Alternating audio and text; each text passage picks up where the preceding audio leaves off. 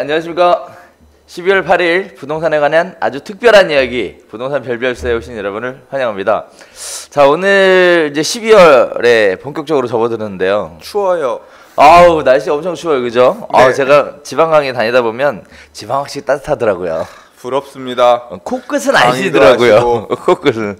왜요? 뭐가 부러워요? 강의를 하면 아, 전혀 그렇지 않습니다. 아니야? 강 소장님이 그것 때문에 참 부러워하시는데 네. 나중에 속내를 알고 보면 이 짓을 왜 하나 하실 겁니다 지금. 아, 내년에 뭐 먹고 살지 걱정입니다. 아우, 저도 걱정이에요. 네. 네. 부동산 경기가 안 좋아지면 또 안 좋아진 나름대로의 또 수요가 있을 거고, 또 좋아지면 또 좋아지는 나름대로의 수요가 있을 거잖아요. 근데 거기에 따라서 적절하게 대응하는 게 더 중요하지 않나 싶어요. 근데 내년 부동산 경기도 추울 것 같은데. 사실 요새 강남이 너무 올라가고 있는 모양새를 보여서 네. 내년이 참 어떻게 될지. 그러게 말이에요. 그래서 오늘 그걸 가지고 이야기를 나눠볼 텐데, 일단 제가 화두는 내년에 달라지는 부동산 정책, 네. 그리고 거기에 따라서 시장에 어떻게 영향을 미칠지에 네. 관련된 얘기를 한번 주로 나눠봤으면 좋겠습니다. 일단은 제일 먼저 가장 큰 핫 이슈 중에 하나가 초과이익 환수제가 재시행된다는 거죠. 강남권을 중심으로. 정확히 재건축 초과이익 환수에 관한 법률이 시행되니까. 아, 네. 그러니까 재건축이 중에 그렇죠. 그렇죠. 그러니까 핵심 단어는 재건축과 음. 재시행. 그렇죠. 초과이익 재시행. 그렇죠. 아니, 너무 많네. 어우, 두 개 네. 키워도 괜찮습니다. 네, 재건축과 재시행. 예. 네. 자, 재건축이 취준이 설립 승인일부터 준공까지 발생한 이익금을 거기서 이익이 만들어진 부분들에 대한 것은 환수하겠다. 뭐 이런 얘기죠. 네. 그래서 1월 1일부터 관리처분 계획 인가 신청을 하는 재건축 사업장은 모두 초과이익 환수제 대상이다. 네. 라는 얘기인데요. 지금 사실 초과이익 환수제 빠져나가려고 관리처분 서둘렀던 강남의 재건축 조업들이 굉장히 많은데 혹시 관리처분 인가 받은 데들이 있나요? 인가 받는 게 아니라요. 네. 접수만 하면 돼요. 아, 접수만 하면 되나요? 접수의 기준일은 2017년 12월 31일까지 접수하면 되니까 음. 그 이전까지 관리처분 총회 끝내고 접수하면 되거든요. 아, 그래요? 그래서 강남의 메이저 단지들, 뭐 예를 들자면 반포일리 사주구나, 뭐 얼마 전에 이제 우리 신경통이라고 불렀던 신반포 경남 통합재건축, 이제 거기는 원베일리라는 이름인데 거기는 이미 접수했어요. 아, 그래서 이제 접수했어요? 피해갔고, 아. 그다음 한신 사지구, 네. 그다음에 뭐 잠실 쪽 같은 경우도 잠실 5단지 이런 데는 초기 단계니까 어렵고, 그렇죠. 거긴 어렵죠. 그래서 네. 어지간한 메이저한 단지들은 뭐 진미크, 이미 진주, 미성크로바 이런 데들은 뭐 어느 정도 다 마무리가 된 걸로 알고 있거든요. 아, 그래요? 안 된 데는 있어요. 어디요? 반포 3주구, 반포 주거 아파트 3주구 같은 경우는 못 피한 것 같고, 아직 시공사, 그러니까 이게 좀 설명을 하자면 긴데 이 조합들이 되게 머리를 썼어요. 그러니까 머리를 쓴 게 뭐냐면, 원래 이제 사업 시행 인가를 받고 나면 재건축 사업도 가면 그렇죠. 보통 이제 시공사 선정을 해야 되거든요. 그렇죠. 예, 시공사 선정하고 그 다음에 분양 신청 받고 그 다음에 시공사 선정하고 분양 신청. 원래 네, 그렇죠. 예, 그리고 나서 이제 관리처분 계획 수립해가지고 관리처분 계획 접수를 해야 되는데 이게 시공사 선정하고 하는데 시간이 되게 이 과정이 되게 길어요. 그렇죠. 그래서 그걸 좀 빨리 가려고 공동사업자 시행을 다들 받았어요. 근데 이제 그걸 받은 단지들 같은 경우는 비껴서 좀 빨리 갔는데 이제 그걸 못 받은 단지 같은 경우 조금. 아, 그렇군요. 이게 시장에 내년 재건축 사업에는 그러면 뭐 관리처분인가 신청을 했던 데들은 뭐 나름대로 여유가 있으니까 또 천천히 갈 것 같고, 그렇죠? 뭐 급조해서 일단 신청을 한 거니까 보완 또 해야 그렇죠. 되잖아요. 이제 재건축 초과이익 환수제만 피하면 그 다음에는 사업 시행 인가를 뭐 다시 받을 수도 있고, 그렇죠. 사업 계획을 뭐 일부 변경할 수도 있고. 왜냐하면 일단 큰 저건 물리쳤으니까. 그렇죠. 네네. 네, 그러니까 이제 그 다음에 우리 내부에 어떤 문제들을 해결하고 가자라면서 약간 뭐 늦어질 수도 있고 사업 현장마다 조금씩 달라질 수 있을 것 같긴 합니다. 일단은 급할 거 사라졌으니까 그렇죠. 뭐 천천히 여유 있게 가게 될 것 같아요. 어쨌든 큰 벽은 넘었으니까. 그렇죠. 네. 그렇게 되면은 관리처분인가 신청을 했던 데들은 여유 있게 천천히 갈 거고, 신청을 못했던 데들은 뭐 이제는 뭐 늦었다 생각하고 완전히 늦게 갈 거고, 완전 이렇게 차별화 되겠죠. 그렇죠. 네, 거기에 따라서 일단 재건축이 좀 사업이 진행이 되면서 시장의 관심과 반응을 좀 얻어내고 가격 상승을 하는 부분들은 조금 늦춰지지 않을까라는 생각도 살짝 드는데 한편으로는 또 그런 얘기 들더라고요. 어저께 이제 만나 뵀던 분들 중에 이제 그 잠실 5단지 분들을 만나 뵀더니 아유 뭐 거기는 뭐 곧 뭐 20억 돌파할 거라고 지금 뭐 얘기가 파다하더라고요. 네. 그래서 뭐 거기는 거래 대상 지역에서도 뭐 제외되지 않았고 거기서 거래할 수 있고 그리고 또 여러 가지 호재들도 맞물려 있고. 잠실 5단지가 조합 설립 하지 않았나요? 조합 설립은 했는데 네. 그 사업 시행인가가 2년 내에 안 나서 네. 그 예외 이제 예외 3년 규정으로 됐는데. 네, 예외 규정으로 지금 거래할 수 가능하고. 있는 그런 아파트였대요. 내년에 이거 네. 예외 규정 하나 더 시행돼요. 뭐 들어가요? 그러니까 이게 그 송파구의 그 전현희 의원이 송파구인가요? 아무튼 모르겠어요. 네. 의원이 발의해서 발의가 아니라 이거 넣어달라고 해서 넣었다라고 얘기를 전해들었는데 네. 이게 오래 갖고 있었던 사람들 사실 강남권 재건축 아파트들은 네. 투자 수요도 많았지만요 실제로 보면 거주한 사람도 오래 많았죠. 갖고 있었던 분들 그럼요. 많아요. 그래서 그럼요. 사실 그럼요. 부동산 중개업소 사장님들이 네. 신진 세력들이 들어가서 버티지를 못해. 왜냐하면 40년씩 거주하시면서 40년씩 봐왔던 부동산 사장님들하고만 거래를 해가지고 네. 새 부동산이 와도 안 가. 네. 뭐 그래서 그러니까 네. 되게 오래 거주하신 분들이 많거든요. 근데 이런 분들이 연로하셔서 이거 재건축할 때까지 앞으로 몇 년도 못 판다라고 하면 이제 네. 막막하신 분들이 많이 계셨는데 네. 문제다. 이거는 투기 방지책이지. 그래서 좀 보완을 해줘야 된다. 그래서 뭐가 생겼냐면 10년 이상 보유하고 앤드 그 집에서 5년 이상 거주하고 그리고 이 집 하나밖에 없어 1주택자야. 그럼 팔 수 있는 예외 규정을 줬어요. 이제 그거에 해당돼서 그러니까 그런 분들 같은 경우는 투기 목적으로 들고 있었던 게 아니니까 절대 볼 수 없죠 그렇게. 그래서 네. 그런 분들은 좀 팔게끔 해줘야 된다라고 네. 하는 게 이제 내년에 시행이 되면 이제 그거에 따라서 좀 팔 수 있는 분들도 생길 것 같아요. 그렇죠. 네, 네. 그럴 것 같습니다. 10년 보유, 5년 거주, 1주택자. 네. 조건이 어렵긴 하네요. 네. 네. 잠실은 그렇게 핫하군요. 네, 핫하다고 올해 하더라고요. 그 이번 네. 주 감정원의 그 가격 시세지도 보니까 네. 지난주 송파구가 제일 빨갰고 네. 이번 주도 송파구 빨갛고. 그래요? 네. 송파 쪽이 송파 양천이 제가 항상 보니까 그래. 이게 가격 주도는 누가 제일 먼저 하냐면 네. 최고 1등 음. 강남 서초 이쪽이 일단 제일 먼저 치고 가고 그렇죠. 이게 너무 올랐다 싶으면 저렇게 오른 건 못 사겠다 하면 송파, 양천 왜냐하면 그렇죠. 비슷하게 이제 재건축이 있는 네. 데들이니까 이 글로 가서 거기를 사면서 쭉 올라가고 그렇죠. 항상 이렇게 시간을 두면서 이렇게 따라잡기 현상이 이렇게 나오더라고요. 이게 지도상 위치 보면 그래. 오른쪽 왼쪽 오른쪽 왼쪽. 예. 저도 옛날에 기억을 더듬어 보면 네. 이런 적이 있었어요. 제가 처음에 부동산을 송파에서 했잖아요. 그러셨어요? 네. 네. 그래서 잠실에서 했어요. 네. 그러셨어요? 네, 그래서 그래서 잘하시는구나. 그래서 제가 이제 느꼈던 게 뭐냐면 네. 그 당시에 뭐라 그랬냐면 송파구는 강남이 아니다 그랬어요. 제가 부동산 처음 할 때만 해도. 그래서 강남구란 강남구 서초구만을 강남구라 부른다. 송파구는 강남이 아니다. 근데 왜 이렇게 비싸냐?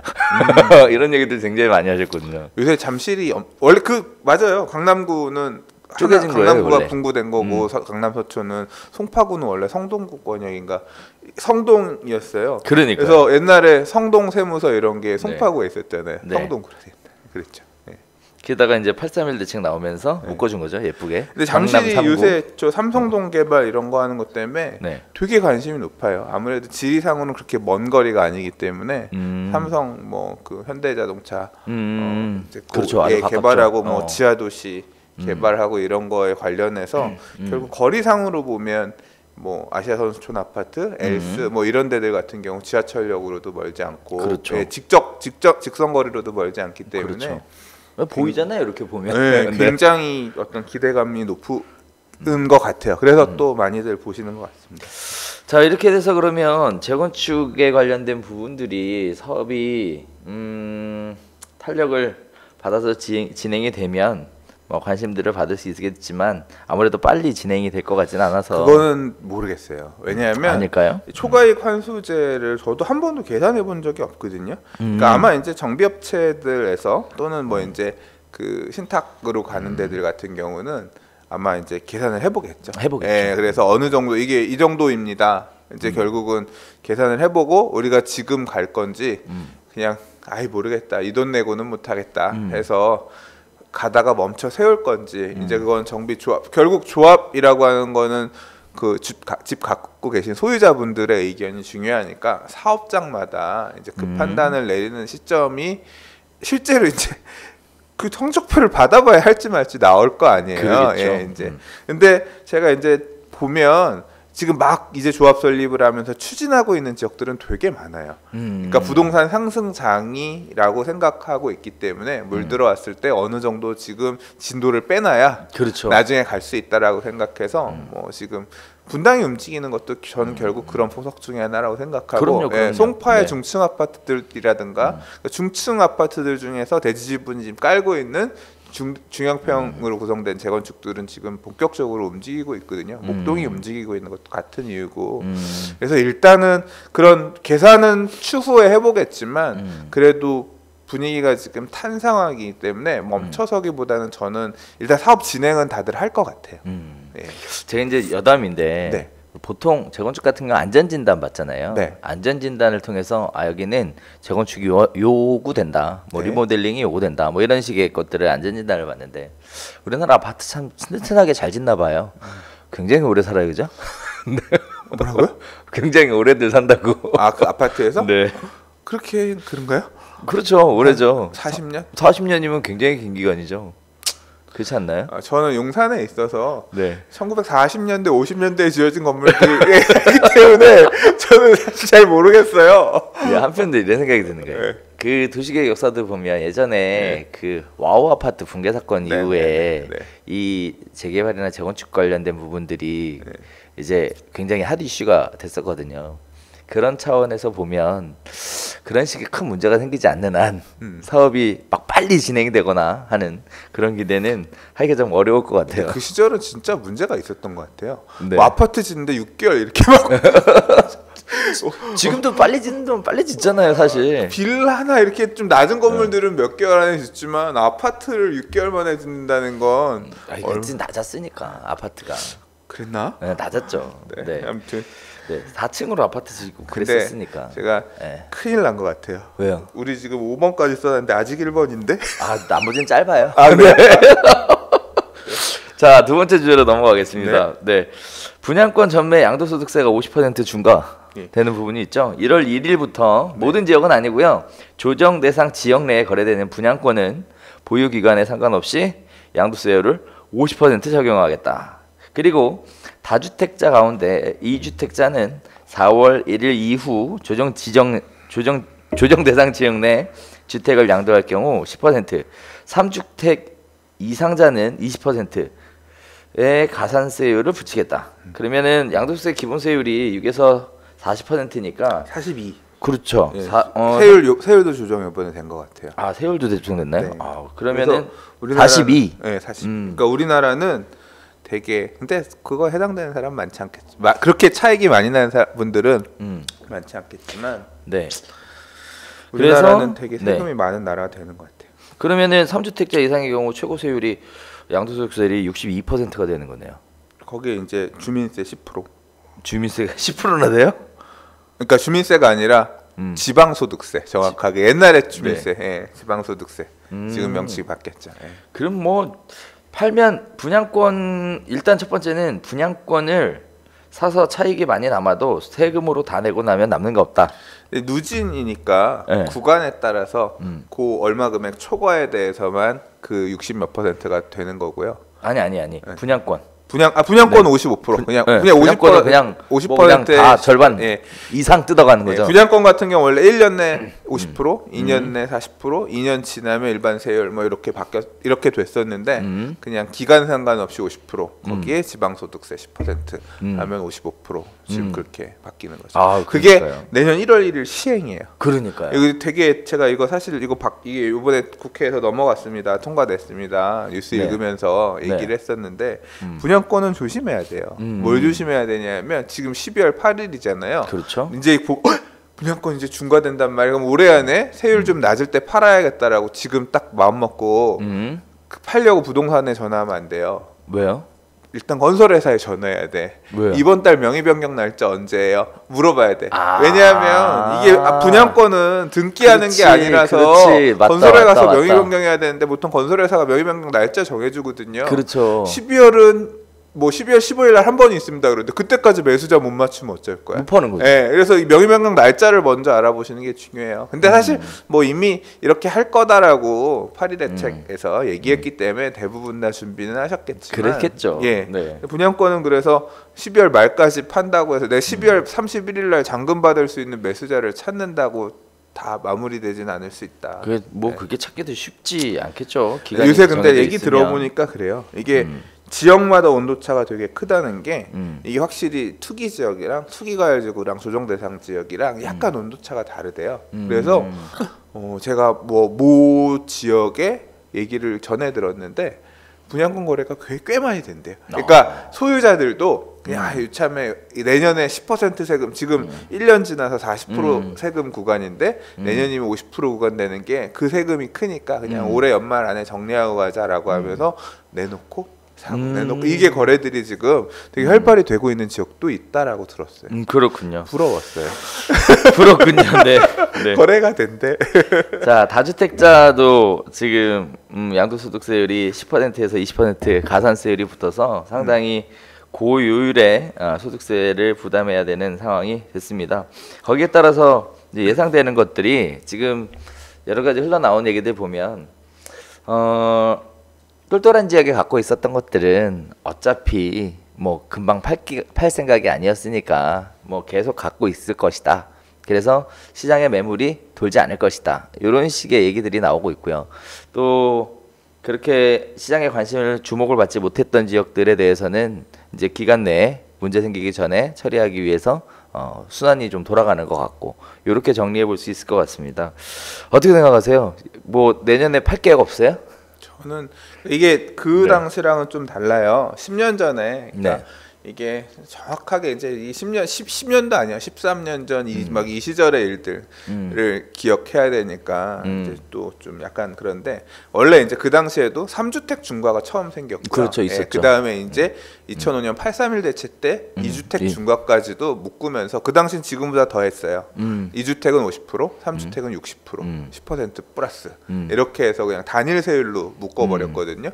그러니까 3주택 팔면 66%인 거야. 그러니까 세금이 많았죠. 근데 그때가 더 센 게 있고 지금이 더 센 게 있는데 지금은 조정 대상 지역이라고 범위를 크게 묶어가지고 여기까지도 지금 중과를 하겠다라고 한 내용이라서 사실은 범위로 따지면 지금이 물론 하긴 그때도 투기 지역을 굉장히 광범위하게 지정했기 때문에 하긴 했지만 일단은 뭐 지금도 과히 약한 수준은 아닌 것 같긴 해요. 아닌 것 같긴 한데 이제 그 당시는 임대사업자란 이런 개념이 이렇게 주택임대사업자에 대한 개념이 없었죠. 네, 지금은 빠져나갈 구멍이 있어요. 아 그래요? 주택임대사업자. 그러니까 내년 4월 1일, 그러니까 4월 1일이라고 하는 건 4월 1일 이전에 양도를 해야 되는 거예요. 지금. 그렇죠. 그러니까 4월 1일 이전에 잔금을 받고 넘기면 이제 내가 다주택이 아니게끔 빠져나갈 수가 있는 건데 만약에 이제 4월 1일 데드라인 딱 넘기면 헬리다가 결승전 못 넘었어.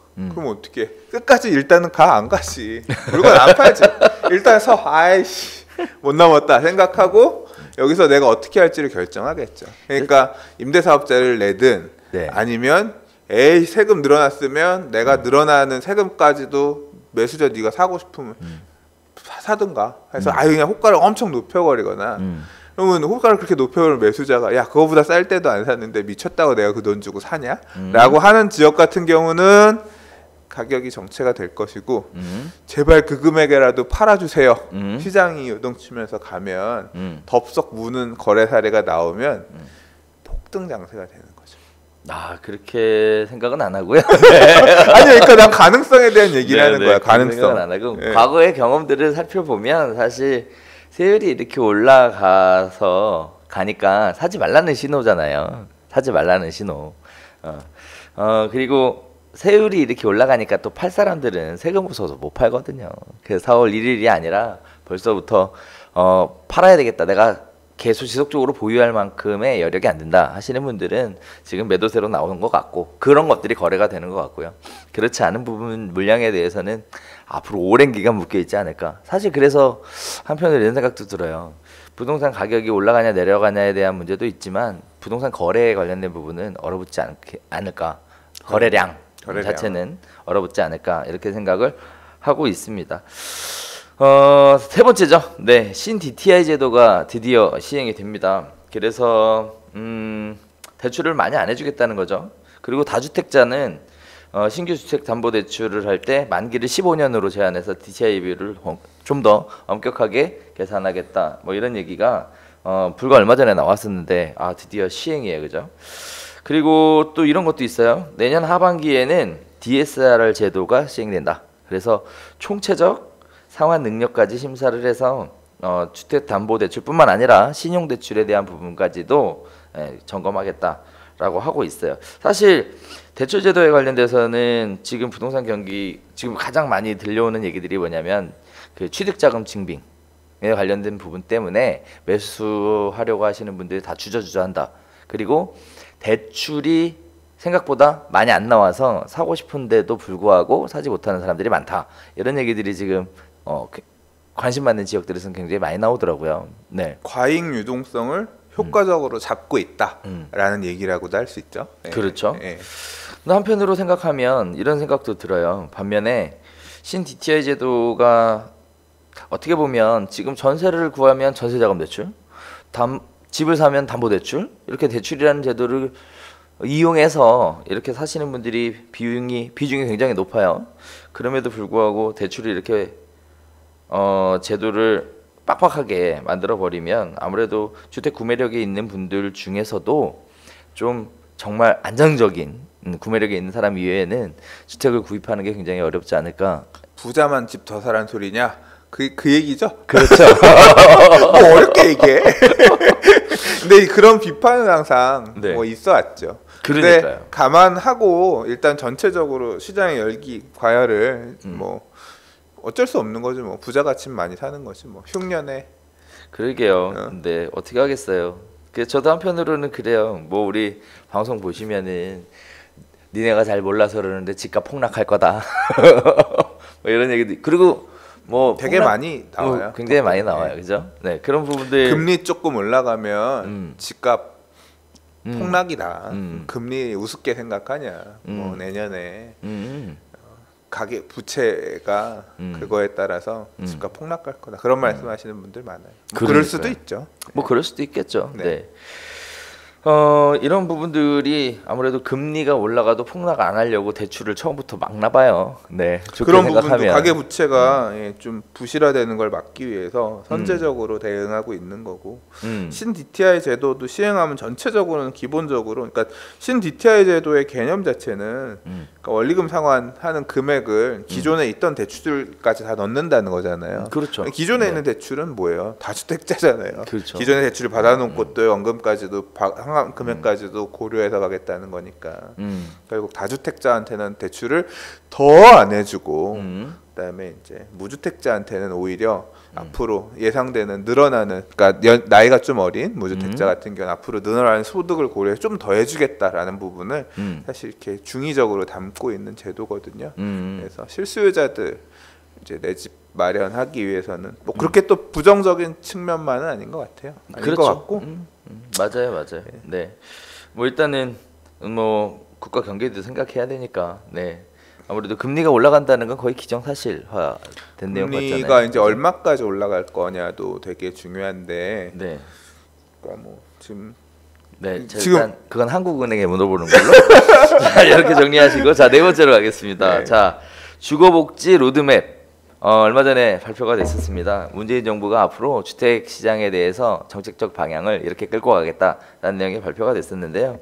아무래도 공급에 관련된 내용이 주를 이루고 있어서 이런 부분들도 정부에서 공급하는 저렴한 임대주택에 관련된 부분 그리고 또 저렴한 분양주택에 관련된 부분 이런 부분들이 수요를 좀 뭐랄까요 시장 분위기에 휩쓸리지 않고 문재인 정부가 추구하는 정책적 방향대로 좀 기다렸다가 움직이려고 하는 수요들이 좀 많이 붙을 것 같아요. 저는 제한적일 것 같아요. 제한적일 것 같아요. 네.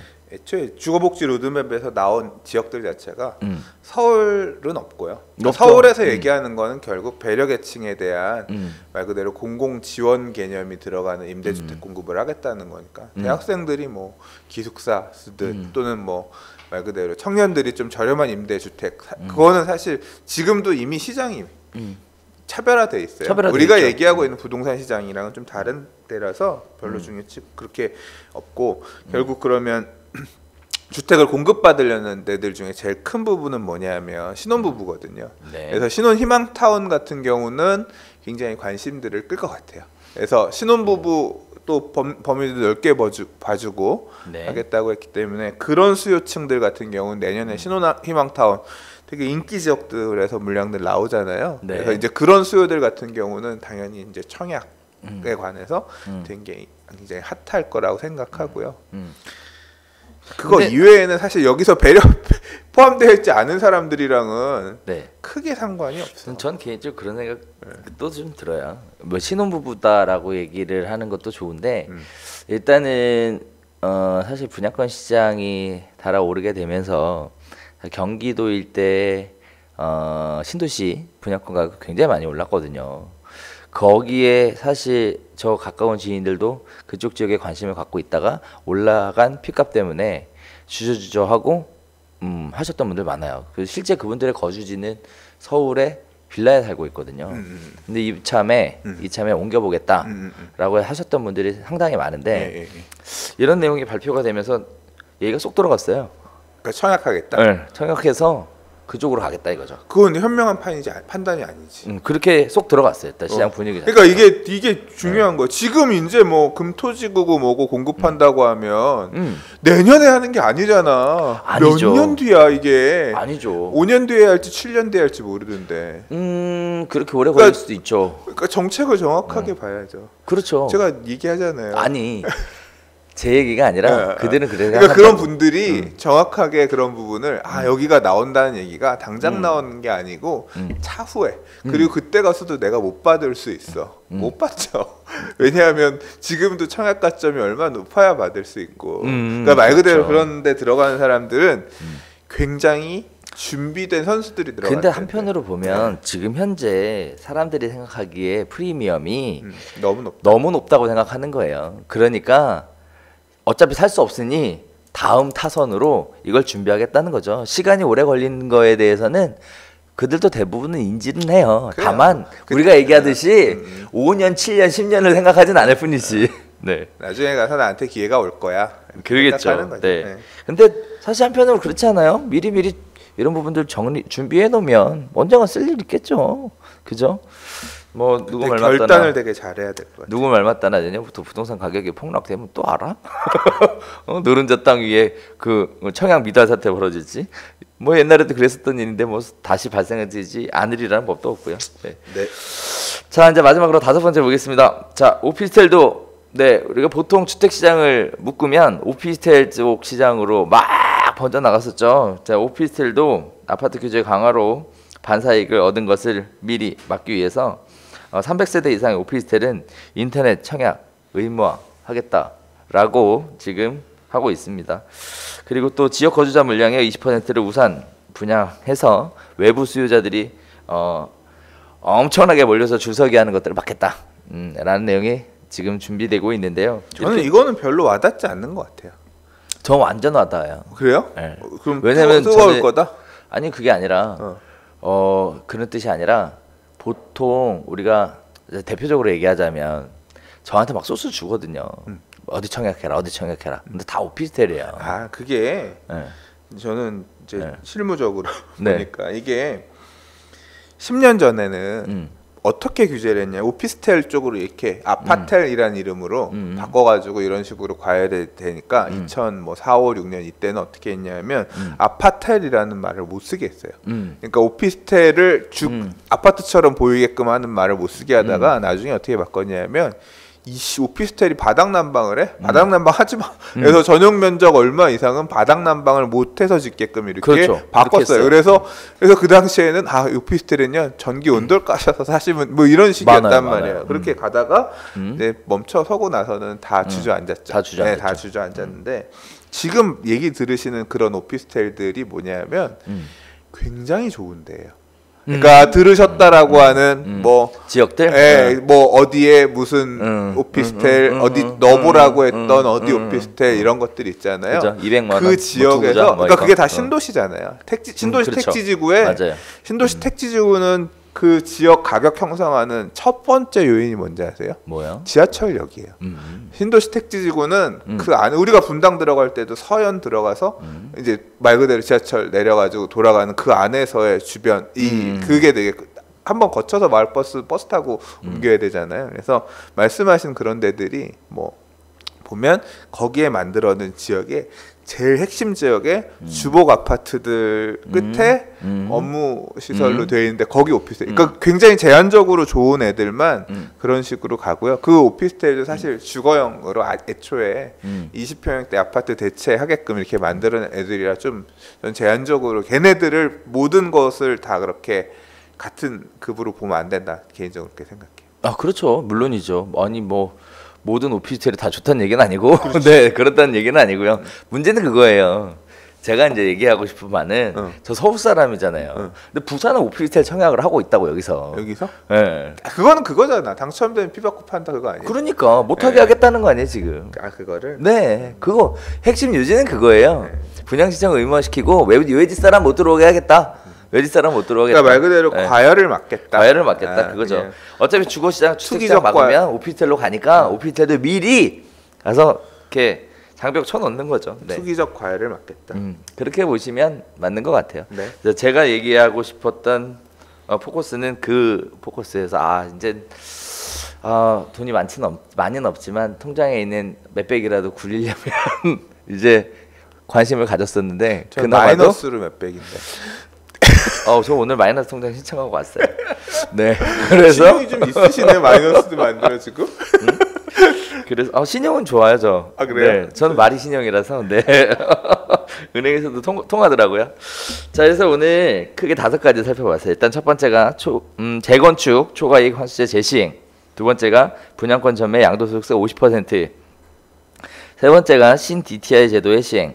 네 번째가 주거복지 로드맵. 다섯 번째가 오피스텔 규제. 이렇게 해서 5가지의 포인트를 가지고 이야기 쭉 나눠봤는데요. 이제 결론을 맺어야 될 것 같은데 이러한 제도들이 내년에 시행이 되면 과연 부동산 시장에는 어떤 영향을 미치게 될까요? 일단 저는 대충은 말씀드렸어요. 일단 가격이 올라가냐 떨어지냐의 문제도 여러 가지 관심사의 대상이기도 하겠지만 저는 거래량 자체는 큰 폭으로 줄어들 것이다. 올해보다. 지금보다? 지금 줄었잖아. 지금보다 아니면 올해보다는 당연히 줄지. 그거는 다 알 것 같아. 맞죠? 그냥 제가 개인적으로 볼 때는 네. 그 생각은 안 해봤는데 지금 생각해 보니까 지금보다 줄 것 같아요. 지금보다 줄어들 것 같다. 지금보다 줄어들 것 같아요. 네. 어떻게 보세요? 저는 사실 제가 이거 어저께 제 네이버 포스트를 시작했거든요. 나 포스트에다가 이제 좀 부동산 붓선생이라고 글을 하나씩 올리고 있어요. 어제 글을 하나 올렸는데 조회수가 3,000이 넘었어요. 막 좋아요가 막 200개가 찍히는 거야. 그래서 잘 쓴 것 같아. 그래서 거기다 뭐라 그랬어요? 그 글의 주제가 뭐냐면 금리 인상기에 아파트 가격은 떨어진다는데 정말 떨어지나를 제가 2000년부터 2010년까지 그 당시에 CD 91물 금리거든요. 금리가 7%에서부터 2점 몇 가지 떨어졌다가 다시 6까지 올라가는 금리 연도별 그래프를 놓고 서울에 있는 강남 재건축, 강남 일반 새 아파트, 그다음에 강동, 그러니까 마포권 새 아파트, 그다음에 이제 그 이외 지역 아파트까지 쭉 차트를 놓고 그래프를 다 비교해 봤어요. 2006년 이후에 다 가파르게 올라. 물론 그 당시에 부동산 가격은 다 그렇게 올랐으니까 이제 금리 상승기와 맞물려 가격이 올라왔던 그래프를 보면서 일단 하나의 참고 자료로 삼으려고 정리를 해봤거든요. 해봤는데 저는 그런 생각이 들어요. 거래량이 늘어난다 줄어든다 어쩔지 모르겠는데 지금 사실 저는 되게 촉각을 곤두세우면서 듣고 있는 얘기가 강남의 아파트 가격의 동향, 강남에서 사람들이 지금 계속 매수하고 있는 인기 아파트를 네. 보고 있는데 이게 부동산을 살려는 사람들은 되게 단순해. 어떻게 보면 저거 살려고 했는데 너무 올랐네. 아이씨 너무 올라서 못 사겠다. 포기. 안 사. 가 아니라 안 되죠. 아니라 저거 말고 전에 저거 살려고 그랬는데 얼마 올랐나? 더럽게 올랐네. 못 사. 그 다음에 대체해서 사야지. 왜냐면 하나만 보지 않으니까. 그렇지. 얘는 아직 안 올랐네. 얘라도 사자. 이런 식으로 의사결정을 하게 되는 경우가 많아요. 그렇죠. 자, 강남을 보던 사람은 강남, 서초, 송파가 이런 식으로 와. 근데 나는 애초에 강남 들어갈 거 생각도 못했어. 마포를 보던 사람이야. 마포에 10억에 보던 아파트가 12억 2천 13억 실거래가 찍혔어. 미쳤어. 8억에도 안 사는데. 근데 너무 사고 싶은데 못 사겠어. 마포에 다른 아파트. 옆에 서대문구. 이렇게 가서 얘는 아직 덜 올랐네. 얘라도 오르겠지. 이런 식으로 움직이면서 그러니까 부동산 가격이 제가 경험한 가격은 그랬어요. 인기 있는 애가 선행하고요. 사이드 애가 후행했거든요. 그래서 그렇게 하면서 그렇게 해서 거래량이 생기면서 가격이 거래가 되면 이렇게 에스컬레이션, 이 계단화 현상이 이렇게 벌어졌더니 이게 이렇게 메꿔지고 윗물이 빠져서 아랫물을 메꾸는군요. 그러니까 이게 네. 그러니까 위에서 쭉 얼마 올려주면 이렇게 쭉쭉쭉 가는 거죠. 그래서 내년에는 전체적으로 거래량은 줄어들 수도 있고 왜냐하면 아까 말씀하신 것처럼 자금 유동성을 꽉 막아놨기 때문에 그게 되게 천천히 갈 수도 있고 또 제한적으로 못 갈 수도 있어요. 왜냐하면 부동산 시장이 돈을 못 가게끔 정부는 계속 압박하려고 하니까. 근데 시장의 에너지 열기가 여전히 있고 소위 말하는 M2 통화량이라고 하잖아요. 네. 어쨌거나 쏠 수 있는 그게 있으면 그런 식으로 갭매우기, 저는 갭매우기라는 편, 갭매우기라면 지역적으로 덜 올랐던 데들이 오를 가능성이 되게 있다고 생각이 그럼 돼요. 일정 부분 상향 평준화 된다. 그러니까 조금씩 가격들이 거겠네요. 밀어 올리면서 갈 가능성이 거래량은 안 많아도 되게 있어 보여요. 그래요. 네. 저는 개인적으로 반대예요. 네. 반대요. 거래량이 얼어붙는다는 얘기 이면에 뭐가 있냐면 강 소장님 얘기에 따르면 여기에서 못 샀던 사람들이 결국 여기선 사줘야 되잖아요. 네. 근데 이게 급하다고 생각하지 않을 거기 때문에 일단은 시점 자체도 뭐 사고 싶어도 살 수 없는 상황, 거기다 급하지도 않은 상황, 여러 가지들이 맞물리고요. 그리고 또 하나 특징이 뭐냐면은 이게 벗어나는 게 한계가 있어요. 강남권 지역을 찾던 사람은 고안에서 해결이 저는 돼야지. 그렇게 생각하지 않는 이유 중에 하나가 뭐냐면 지금 청약 경쟁률이 여전히 너무 높아요. 청약 경쟁률이 당연히 높죠. 청약 경쟁률은 수요예요.